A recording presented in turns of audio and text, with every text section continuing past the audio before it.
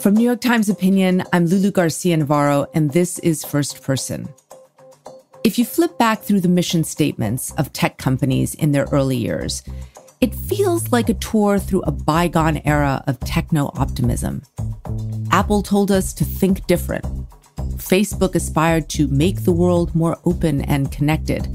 And Google, their unofficial motto was simple: don't be evil. The message to their workers was clear. This job wasn't just a paycheck, it was a moral calling. And that philosophy spread out beyond Silicon Valley and changed what the rest of us thought corporate work culture should be. Today, of course, Google, now known as Alphabet, has taken that unofficial motto, don't be evil, out of its handbook. And across Silicon Valley, there have been brutal layoffs and harsh action taken against worker activism. Claire Stapleton saw all of this from the inside. She spent 12 years at Google and its subsidiary YouTube in corporate communications. Now, after leaving, Claire writes a newsletter for people in the tech world. It's called, appropriately, Tech Support. In it, she gives advice to those rethinking their place in an industry they say took advantage of them. Her journey from being a Google evangelist to a critic is part of a larger cultural conversation about the place of work in our lives and where else we can find meaning. Today on First Person, what the tech meltdown can teach all workers.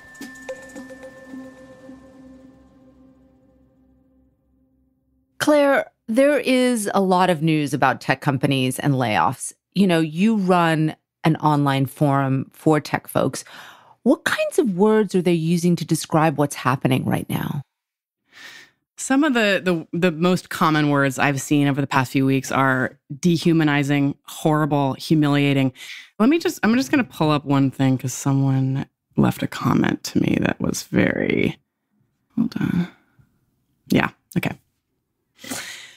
Getting laid off is one thing, but being disowned by your family after 18 years is another. And that's what Google did to us.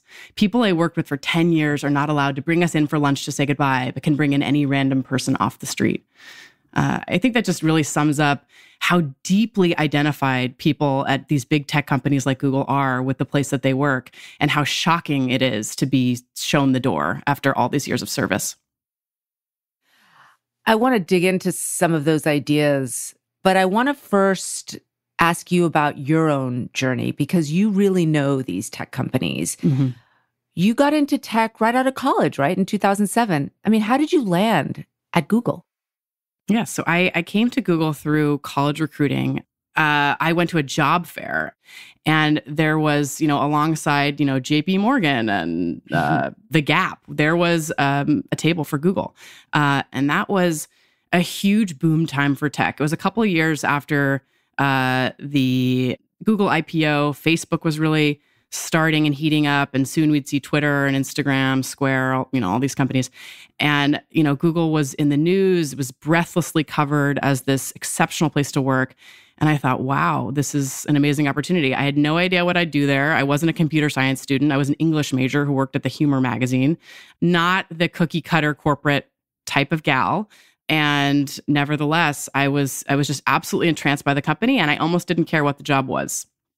So tell me about the first time you actually set foot on Google's campus. I mean, what was it like when you actually got there? I couldn't believe it. I think I wrote in my journal that it looked like the colors were punched up in Photoshop. Inside the offices, it sort of had this almost kindergarten sort of color palette. There were bouncy balls and cork boards, climbing walls. I mean, it was sort of this paradise for a young person. The cafeterias were incredible, this sort of farm-to-table cuisine. And the people seemed incredibly dynamic, ready just to dive in and improve the world. I mean, that's so visual. It feels so much like a sensory overload. It was like a dream. When you were hired, what was your job? I didn't even really know what it was going to be from the description as they gave it to me. It was, in the communications department. I was placed onto the internal communications team. So I worked on, internal news. And then I also managed a weekly event called TGIF, which was for many years hosted by the founders, Larry and Sergey. And I also sent emails around. And my remit, as it was presented to me, was to reflect the specialness of the company back to Googlers, to get them as engaged in what Google was doing, as excited in Google's mission as they could possibly be, because that was how the company was going to continue its, reign of innovation and being the sort of best company ever. Google talked a lot about curing disease. It was not just about Google search. So there was a lot of school spirit. I was really kind of like a cheerleader for the company in many ways. And you drunk the Kool-Aid at this point? I thought it was a really wonderful place to work. And I think that was genuine. I think there were definitely times where, I would wonder, is this kind of a made up job? Like what even is, internal communications? But yeah, I will say I was guzzling the Kool-Aid. And not only that, I was helping manufacture it because I sent out a weekly email. It was just a routine thing announcing the TGIF topic, the weekly staff meeting.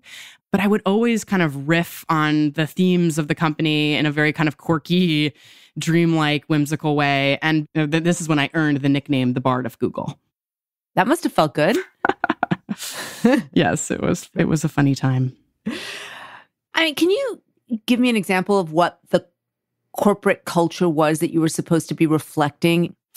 Yeah. So, I mean, I think Larry and Sergey had so much philosophy around the workplace, but they always said Google is not a conventional company and we do not intend to become one. And, so much of the way that the workplace was designed was to foster innovation and creativity across departments, across offices, to get people together to play volleyball and cross-pollinate an idea. And so I think that they were, trying to inspire maximum creativity out of their employees. This is Google in Mountain View, California. Google even has personal trainers on site. Google doesn't just take care of their employees' bodies. The company also does their laundry. Google has 18 different cafes. And the best part? All the meals are free. Only at Google. And that was really how it was presented. I used to give tours around that time as well. And I, remember distinctly that often these would be foreign journalists. And a French journalist said to me, this is, these laundry rooms and these cafeterias, this is obviously a plot to, keep the workers here all the time. This is so exploitative. They just want you to never leave. And I thought, wow, what a cynical perspective, because I'm here listening to, Larry and Sergey talk about why these offices are built this way. And it's a very progressive vision. What was that vision? Yeah, I think that, Larry Page was singularly obsessed with doing impossible and crazy ideas. And that's when Google X was formed, which was supposed to be a kind of a lab for moonshot thinking. So this is where their idea came to cure death. Larry Page has an amazing quote that curing cancer was too small a problem for a company like Google with all of its brain power, with all of its resources, that really they should be focusing on extending life. And wow. So it sounds incredibly grandiose.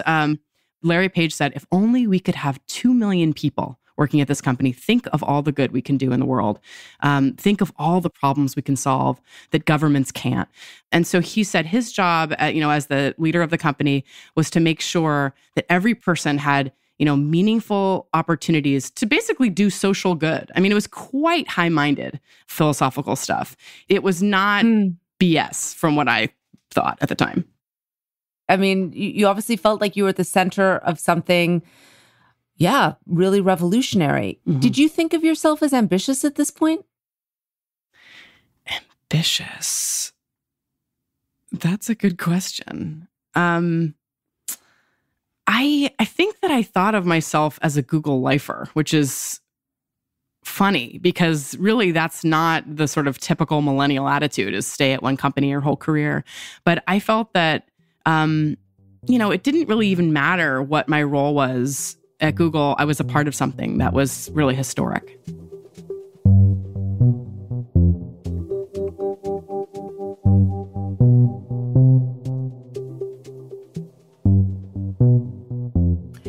So you've landed in this new kind of workplace. You've said that the job felt like a dream compared to other kinds of work.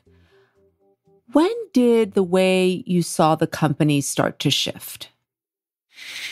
Yes. I got an opportunity, a transfer opportunity to move to New York in 2012. So at this point, I'd been at Google 5 years, and I did have a certain degree of restlessness that whether it was a scene change, a role change, I'd seen so many people, leave the company, shift to different roles. I was starting to feel a sort of itch.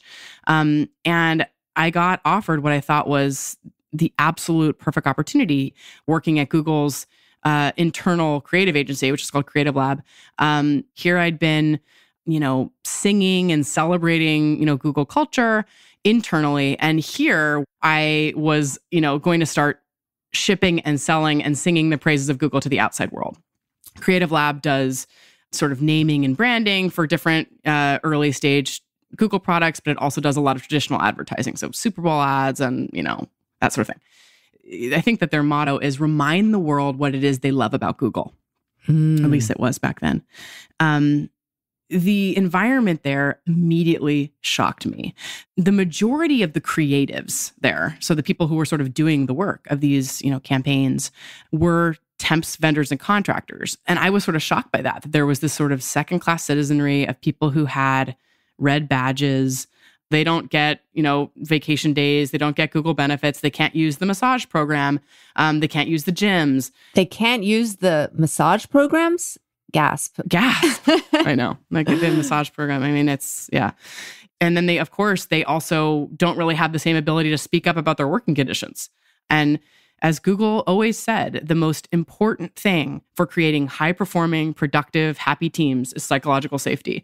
The fact of being a contractor, in fact, really means that there's not the same level of psychological safety and just team health. And so it was a real strain to sell the magic of Google, and that was what my day-to-day felt like. So seeing that temp workforce and what they were exposed to really changed how you thought about Google as an employer. It profoundly did. And none of this, I guess, is, shocking, but it was to me. So you're starting to have doubts in 2012 inside the company, but I think it hit more broadly in the culture that these powerful tech companies were largely unsupervised and unaccountable in 2016 during, of course, the US election and its immediate aftermath. Where were you at that moment? So in 2014, I took a transfer to YouTube's marketing team. And YouTube, which Google had bought in 2006. Yes. Longtime golden child of the Google company portfolio. But the societal issues that were, coming to a fever pitch at the time of Trump's election, 2016, were hitting YouTube particularly hard. So the golden glow that had surrounded these big tech companies, the optimism and the hope that they would, transform society, that was waning big time.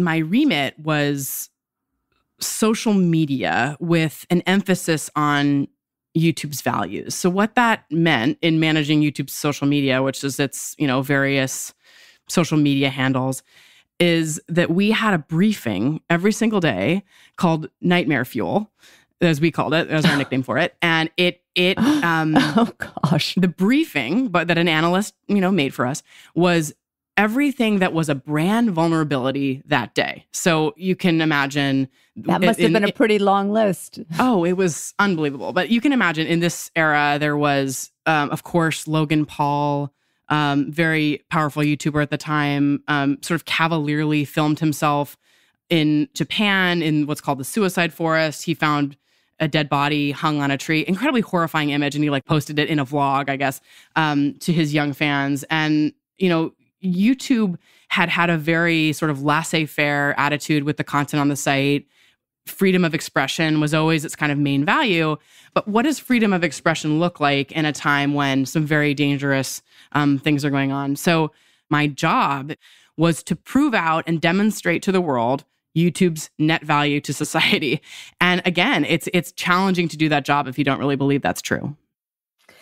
So you're really on the front lines of articulating the company's position to people like me who were asking some pretty difficult questions about how YouTube was spreading disinformation or radicalizing people through its algorithm or having all these terrible things. I mean, how were you answering? What argument did you make?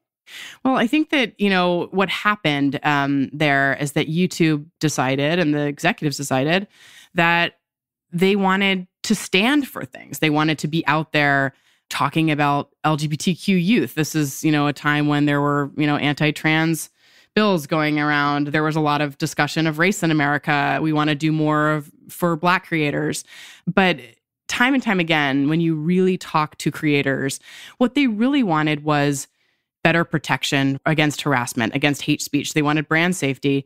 Advertisers wanted brand safety to be able to, run an ad and not have it be on a, Al-Qaeda video or something, right? So people wanted concrete action, content moderation, protection, and your job, though, was to offer messaging. Yes. Was to, work with the designers to come up with the perfect Pride logo. I'm thinking about the call to cure death. And now... Exactly. I mean, that seems like quite a fall from those lofty aspirations that you started off with. Yeah. Can you tell me more about that? What did it make you feel to have to delve into this nightmare briefing and come up with logos instead of concrete action? I think it just highlighted a sense of meaninglessness, which, I'd really not felt in my previous years, that my job didn't matter, or my job was really about slide decks and making executives feel like we're doing all these great things. And meanwhile, it feels like the world's starting to burn. And it just felt like we were trying to take credit for solving the world's problems when we were actually making them worse. By 2017, 2018, there was no question that these companies were not net positive for society.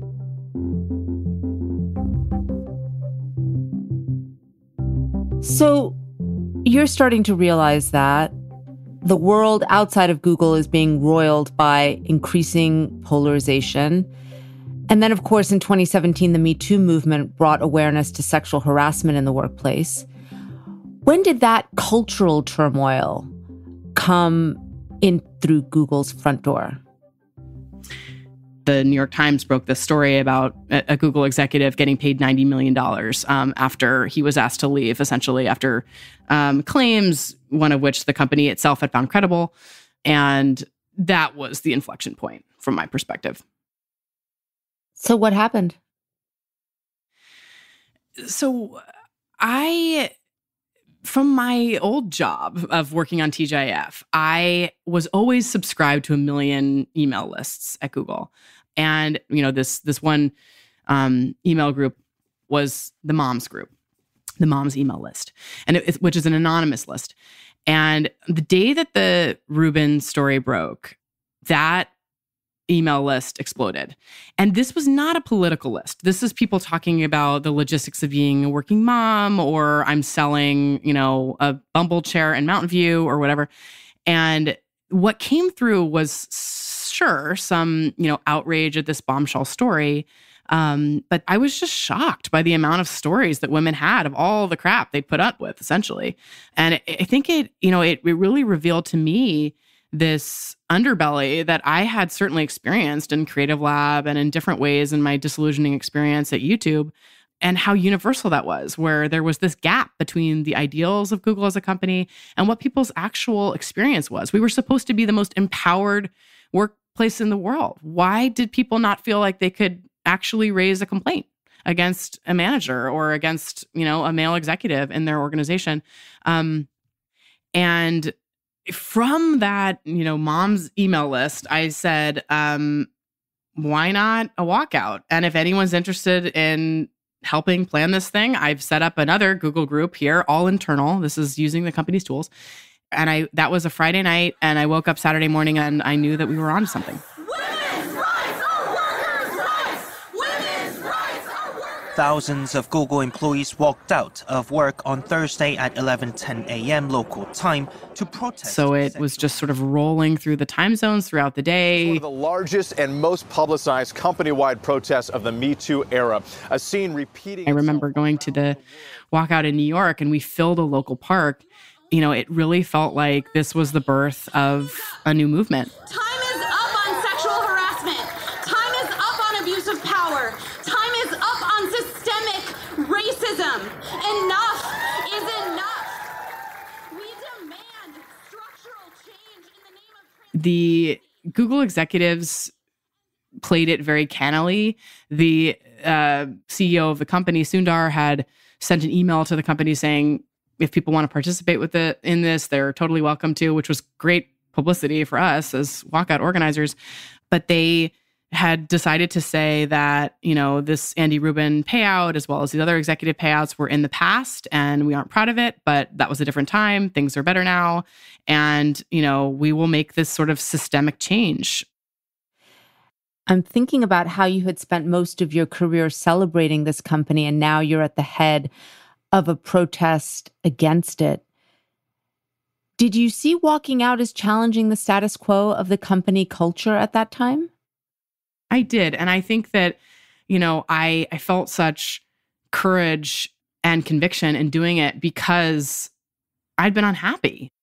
I will also say, though, that, you know, in my Google brain of the time and having been so nourished on kind of the idealism of Google from the early years, I believed that on some level, the company would welcome this challenge because Google, of course, you know, things might have gone astray or gone off course, but, you know, they'd strayed from these ideals, but the ideals still mattered to the company. And of course, they would want to fix these issues that were being raised. There's a lot of naivete in that, but I genuinely believed that this was, you know, going to be a positive moment for the company in one way or the other. Yeah, I've got to say, that is a pretty rosy view to take of one of the biggest corporations on the planet that's just exposed how it doesn't always practice what it preaches. Absolutely. So I'm wondering, after the walkout, how the company started dealing with you. Yeah. So initially, there was an embrace of the walkout organizers. My manager bizarrely asked me to give my lessons learned about the walkout, which is, again, the sort of weird misunderstanding of what the walkout was, but also a sort of co-opting. And as part of this, I was presented with a pair of Doc Marten boots to celebrate my activism. I mean, it was absurd. And then things, you know, proceeded, I guess, normally for a few weeks. And then I got on a routine one-on-one Zoom with my manager, and she laid out what felt to me out of nowhere a restructuring of my role. And that began my retaliation ordeal. Of course, Google denies any retaliation, and they claim they did an internal investigation on your allegations and found no evidence of retaliation. Mm-hmm. I understand how they sort of have, you know, come up with some vague language to say this didn't happen, but it quickly became a hostile environment for me to be in, and I was pregnant. So you left. So I left. Can you tell me about your last day?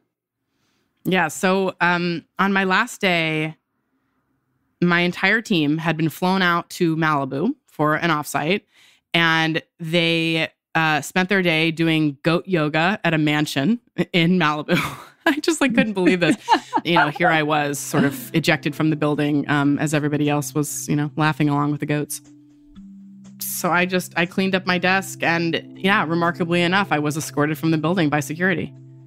And yeah, that was it. No more goat yoga. No more goat yoga, happily. Happy to have no goat yoga, but plenty of, you know, dignity and self-respect and, you know, confidence that what I'm doing is not harmful.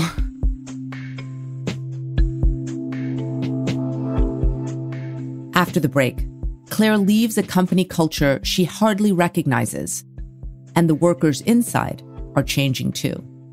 As I was speaking to people that day when I left, I heard a lot about how people had been very excited about the prospect of organizing workers and increasing the consciousness around, worker power, which was so different than, the Google lifer attitude I'd had, myself in 2007 or 2008.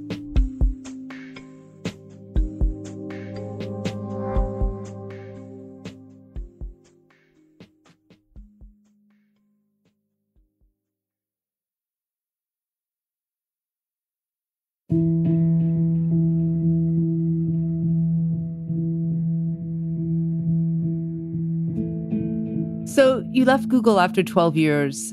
At that point, your whole working life, how did you start doing what you do now? Yeah.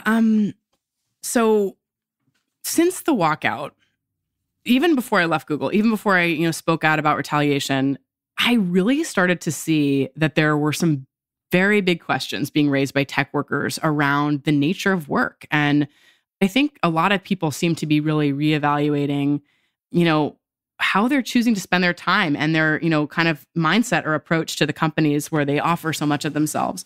So I started an advice column for tech workers that wasn't me thinking I had the answers to any of this, but, quite simply for myself, I had no idea of how to answer the question, now what? And so I have a Substack where I publish letters from tech workers and respond to them. And I also keep a Discord server where that's become a very active daily discussion space where people are just sort of batting around life in late capitalism, life in these big tech companies, struggling with issues of, meaning and purpose. We started this conversation talking about hearing from people still inside these companies who are feeling really destabilized by what's going on in tech right now. You have your ear to the ground, as you say. And there is this huge realignment happening in the tech world. Yeah. I mean, what kinds of questions do you get from the tech workers and ex-tech workers who write in and they're looking for your advice? Yeah, I think that the culture is quite grim. Google itself said that psychological safety was, is one of the most important parts of any work environment. And that's kind of been destroyed. After 5 years of working at Google, I was laid off on Friday. So it's been about an hour since I found out that I was laid off from Meta. I'm so hurt right now. I see this happen all the time. I just didn't think it would happen to me. I was shocked by the number of people who were laid off during paternity or maternity leave or who were on disability leave. I mean, there's a sort of a cruelty is the point sort of moment going on with the way that, people's livelihoods were curtailed. I mean, there's a lot of really kind of shocking and heartbreaking stories that I guess are inevitable to this sort of McKinsey-esque efficiency exercise that these tech companies seem to be undergoing. But, I think it's important to hear these stories and important to, remember that work will not love you back. I mean, it seems like, to borrow a recent New York Times opinion headline, the era of happy tech workers is over. No more hiding behind the mission statements about changing the world and utopian corporate culture. The mask has been sort of pulled off. Yeah. You just said work will not love you back. What does that mean? I think that the tech companies gain power and, gain billions and, trillions of sort of market share through a kind of manipulation of culture. And, it's hard for me to stomach as someone who was, really, a big believer and a big enjoyer of the culture, I guess, frankly, a recipient of it. And in many ways, culture can be a way of controlling norms and controlling workers, giving them all these sorts of lavish perks and whatever. It's a way of getting what you want out of people, getting them to give more. If you feel so, grateful to be there and so lucky to be there, and you're just sort of like hanging on, do you really feel comfortable asking for a raise and pushing back when you see something that doesn't feel right, doesn't feel ethical? And, so I think in a lot of ways, culture was kind of about consolidating power. And what's happening right now is another kind of power grab by the bosses. Why do you think this is happening right now? I think that it's precisely the opposite of what Larry and Sergey intended for the company. They said, we are not a conventional company and we do not intend to become one. Well, Google has become a pretty conventional company. I think, a lot of the big tech companies are. And at least to me, what defines that is that the decision-making is entirely focused on sort of like short-term bottom line thinking to please investors for quarterly results. And I think, with the layoffs, you have a lot of messaging around a great reset or, reining in the entitled workers. But I think that there's surely some opportunity here that the management is taking to put workers in their place. Because I think that, you can't look at the past few years and say that tech workers weren't wielding power in some pretty interesting and creative ways. So, what's happening is I think there's a shifting of the power back to the management. And I think that if I could boil my take down, it's that management's out of ideas and direction and they forgot where they came from. Yeah, here's the thing I want to ask you, because we can look at this reckoning with tech and think, okay, the tech companies have shown themselves to be just like everybody else. They're grabbing power. They're acting callously when they feel they have to. Mm-hmm. But broadening this out, they had such a huge impact on corporate culture in America. If you are making coffee like Starbucks or you are selling air conditioners, it doesn't matter. Most companies have now adopted this mission-driven jargon that seeks to make workers think they are part of something larger than the bottom line and to invoke this idea of family and trust. It has metastasized to every part of corporate America. Do you think this unmasking of the tech companies will impact the broader conversation about work and the way workers understand their place in the system? I think it will. I think on the one, in one, very recognizable way, tech employees are now calling themselves workers. There is this sort of sense that we are labor, and that's, shifting things around. There's, more talk of unions and other sort of traditional solidarity building.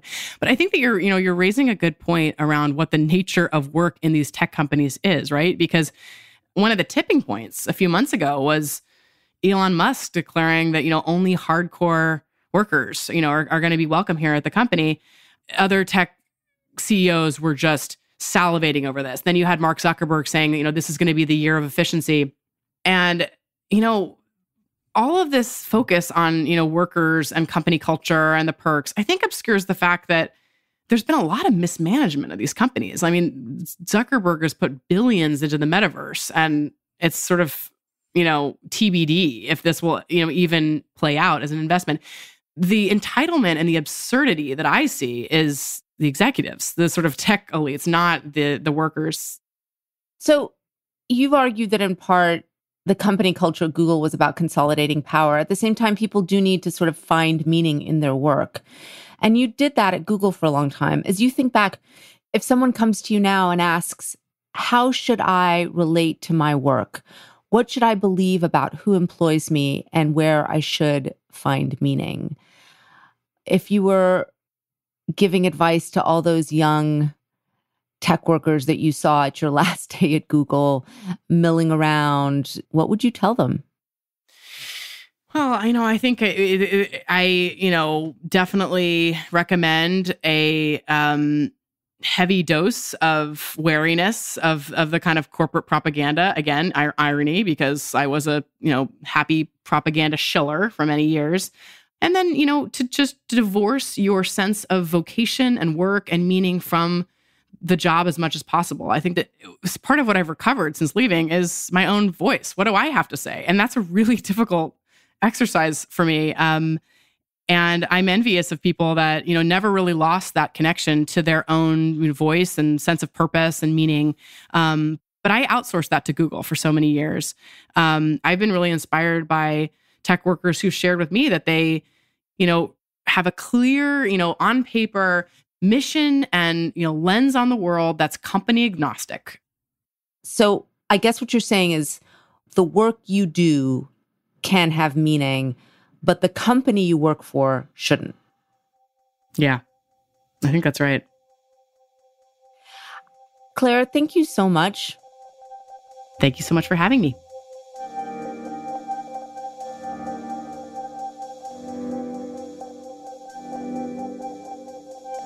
First Person is a production of New York Times Opinion.